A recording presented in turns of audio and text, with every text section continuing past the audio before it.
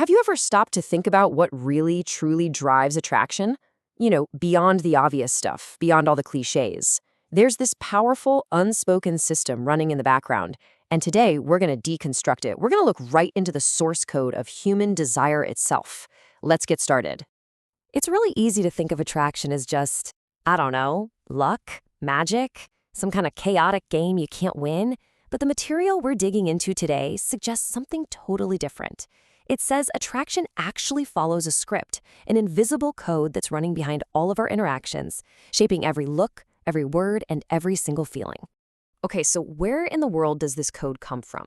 To get it, we've got to look back. I mean, way, way back.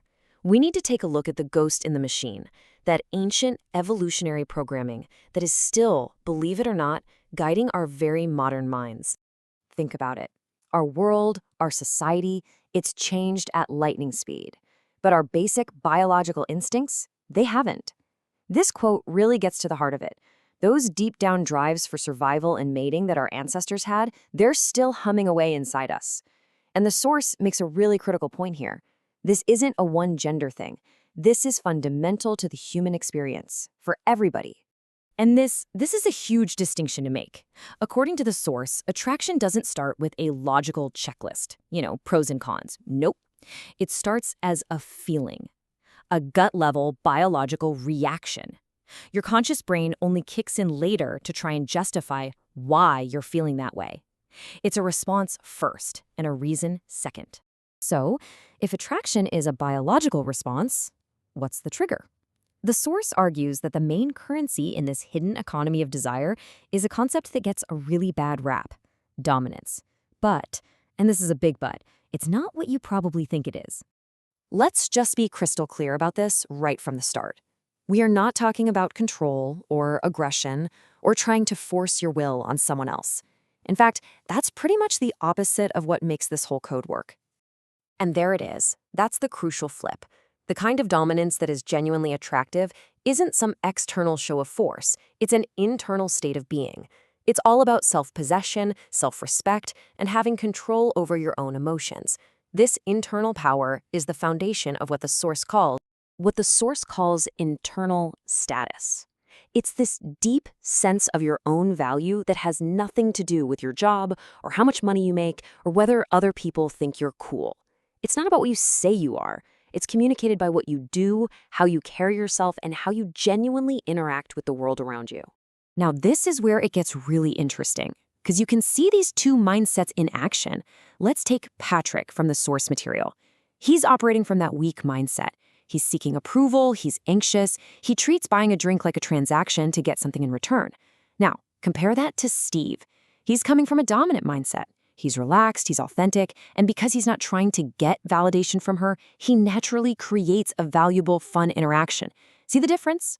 Okay, so we get the internal state, this self-possessed dominance, but how does that internal feeling actually create the feeling of attraction in someone else?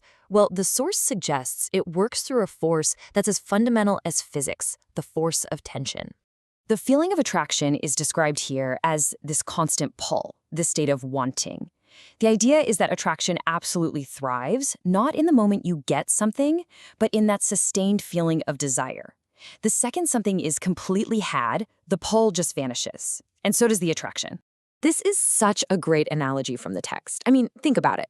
If you're holding a book, you can feel the pull of gravity, right? There's tension. But as soon as you let it rest on the floor, you don't really perceive that force anymore. The pull is only felt when there's a distance that needs to be closed. So that's the bottom line. Tension, desire, whatever you want to call it is that space. It's the unresolved mystery. It's the intrigue. It's the feeling that there's always a little more to discover. It's not about playing games. It's just about letting that space exist naturally.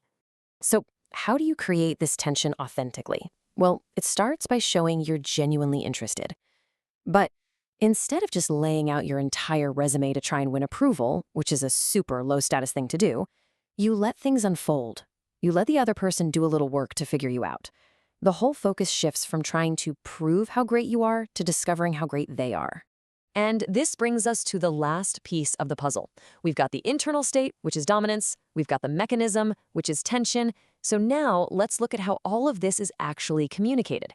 How does your internal world become your external reality? The source is really emphatic about this. The actual words you say, they're way less important than how you say them.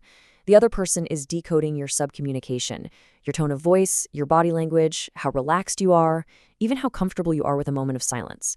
All of that is broadcasting your true character and your internal status.